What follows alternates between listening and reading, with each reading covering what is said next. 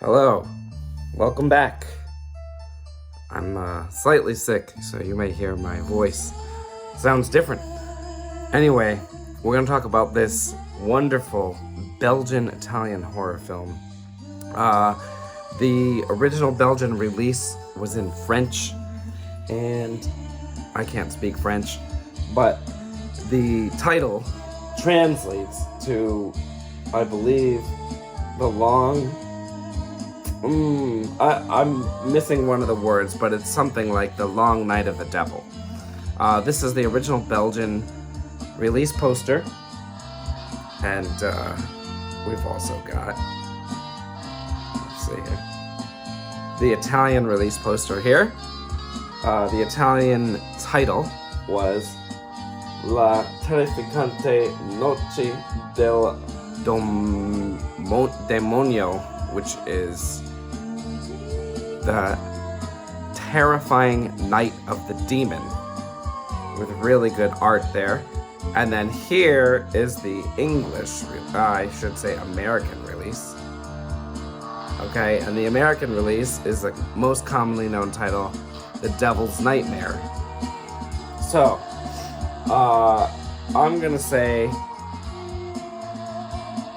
I want to talk about this poster a little bit. If you look at this poster, in the background you have the castle. Okay, you have the castle here. And the castle is cartoonish looking, which very much falls in line with German film posters of the time. You may remember some of the German films like, let's see, What Happened to Count Dracula? I think that was one of them. And there was a few others where they had like cartoonish looking bats and vampires and stuff like that. So this kind of reminds me of those posters. And then the Italian film is the classic like painted type art. So this is probably this is only the second Belgian film that we've talked about. The first one was The Red Lips, also known as Daughters of Darkness. And there are some similarities, but it's not that similar. This is probably the best movie that I've done for this project in many months, probably eight months or more. I'll tell you right now, I give this one an 8 out of 10, which is higher than most. It's about cursed baron's family. It's actually filmed in Belgium, in Wallonia. That's a region of Belgium. It's filmed at a castle, although I believe it's supposed to be set in Germany, which, since this came out in 1971, I guess that would make it West Germany, although I guess it doesn't matter that much. The reason I say that is because there's a baron who was fighting in World War II, and at the beginning of the movie, he kills his baby daughter, and you don't know why. His wife has a baby. He wants to know if it's a son or a daughter. Finds out it's a daughter, and he kills the baby. You don't know why. You assume, or at least I assumed, that he just wanted a son, but it's not. It's more than that.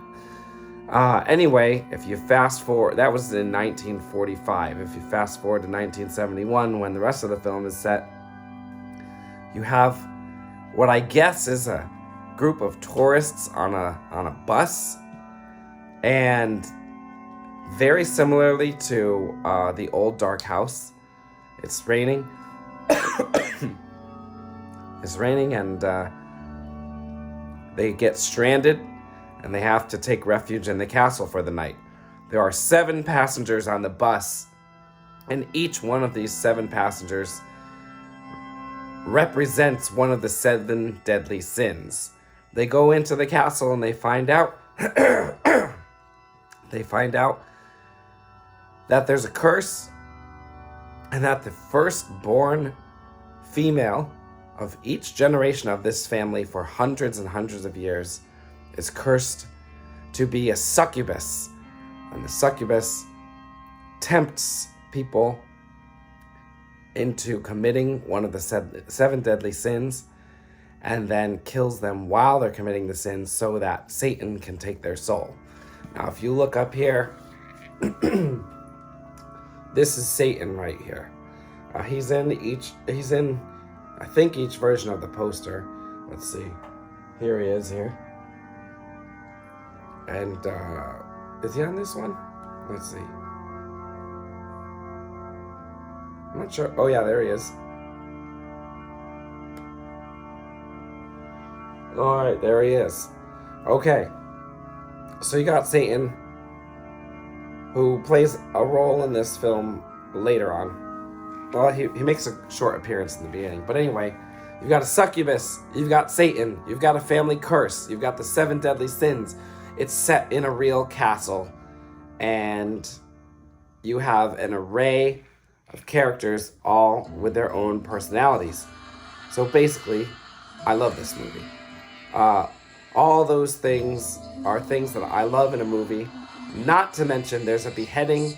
There is the throwing of a person off the castle walls, and a bus drives off a cliff and explodes.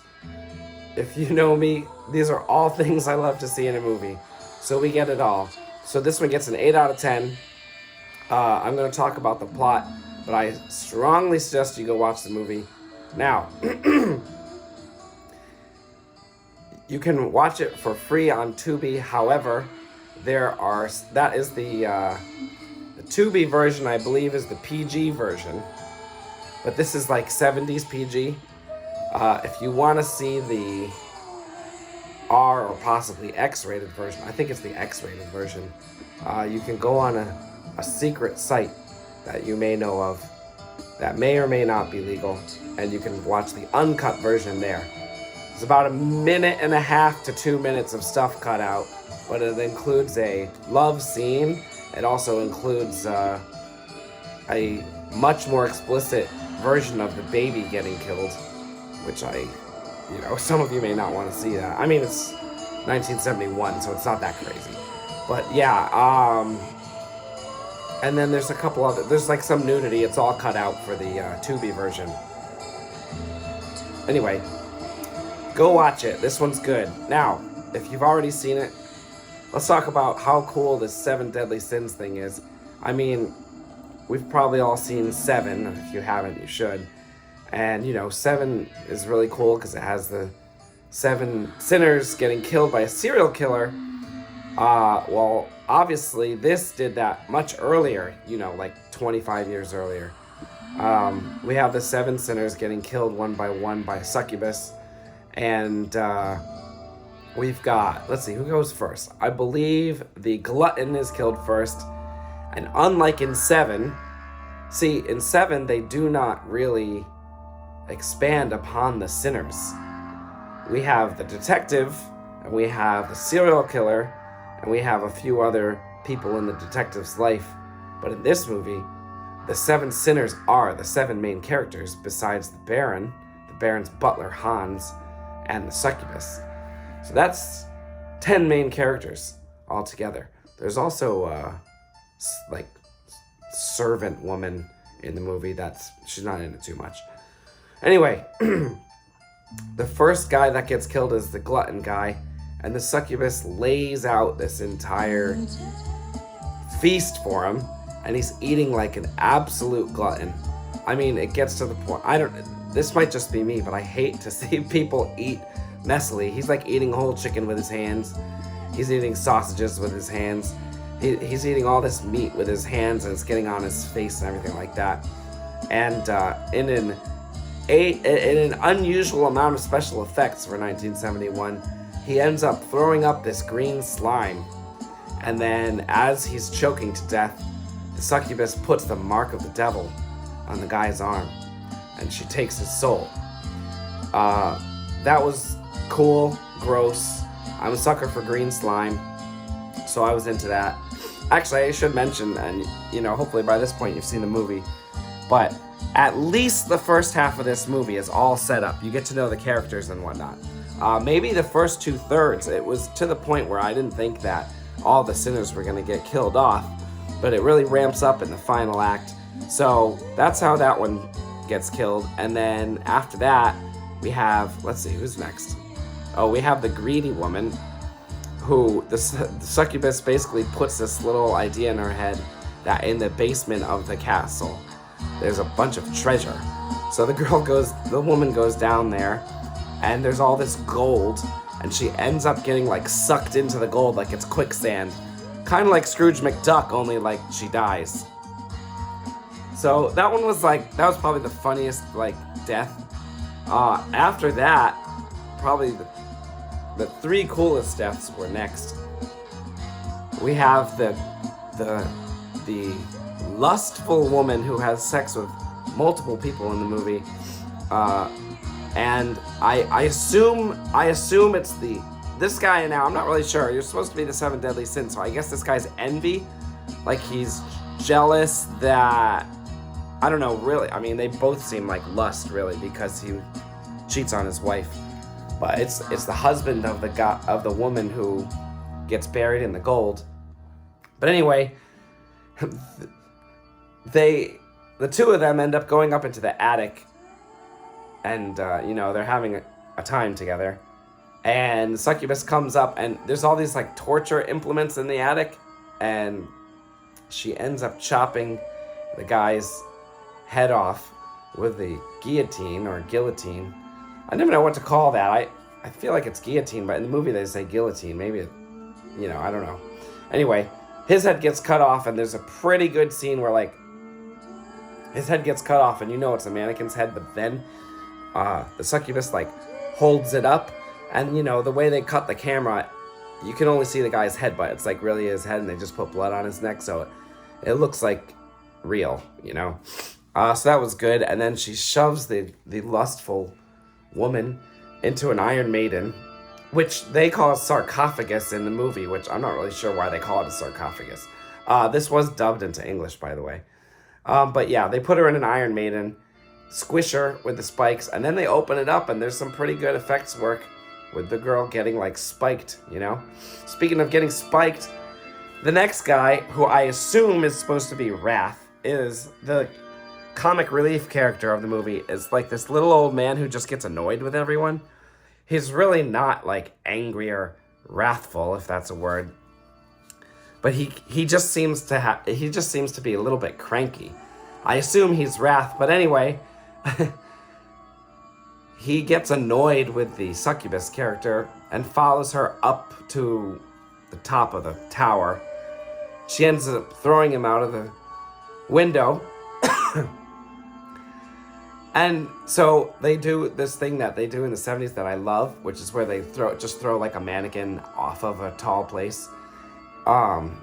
Which I guess people eventually said that looked fake, because you don't really ever see that anymore. But I love it because they're actually throwing it down. Like today, they would use like CGI to like make it look like it's the actual person getting thrown, or maybe they would use a green screen or whatever. But like back then, they're just like, well, we're just gonna throw this mannequin off of here. And so you see like a long shot of the castle and a body being thrown off, even though it's not a real human body. And then when he lands in a field of spikes. It's literally like the original Mortal Kombat. When you like uppercut someone off that bridge and they just land on all those spikes. I've never seen anything else do that before besides Mortal Kombat. And I guess like part of me always knew that Mortal Kombat like took that from somewhere. Like I doubt they like made it up. But this is that. Like it's a bed of spikes at the bottom of the castle, and this guy just gets multiply impaled on all these spikes. So that was really cool. And then let's see what's left. The Pride guy is a priest, which is kind of interesting. Is that 6? 1, 2, 3, 4, 5. That's 5. I'm missing one. Well, I'll probably think of it later. Anyway, wait, who's left? Oh, the sloth girl. Yeah, so the sloth girl is sleeping for almost the entire movie, obviously. Okay, other than like a few quick scenes at the beginning, she's like basically sleeping, and so the succubus just puts like a giant snake in in her bedroom, and I guess the snake kills her. I mean, I know the snake is supposed to kill her, but they don't really show that because they use a real, like, boa constrictor or giant python or something. And I don't think they could figure out a way to, like, have it wrap around her that was safe. So they do have it crawl over her arm.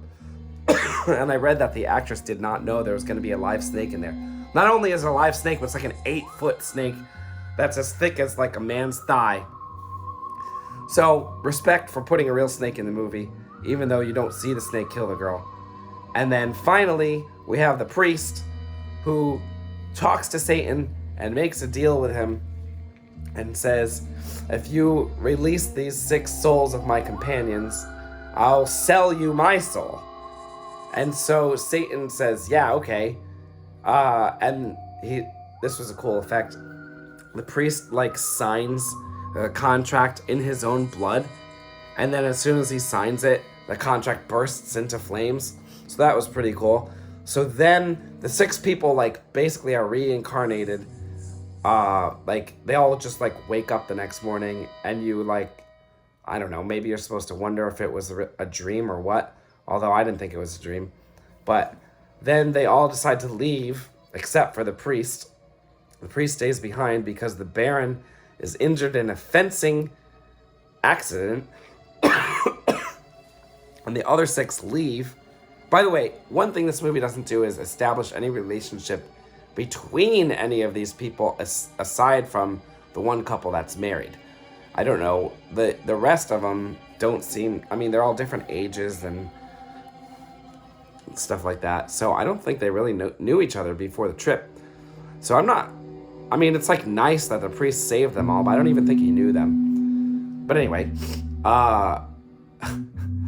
in a little bit of a surprise at the end, Satan shows up on a horse and buggy that looks like it's straight out of, like, who knows when, 1700s or something. And, like, cuts off the bus as it's driving, like, around cliff roads. And the bus just drives off the cliff and explodes. Which they definitely, like, destroyed a real bus for that. Which, you know, respect. So anyway, obviously I just went through all the best parts of the movie, but I warned you. This one was so good I just had to talk about it. Really a good movie. Good music too. Especially that opening intro sounds like a giallo intro, but then the rest doesn't.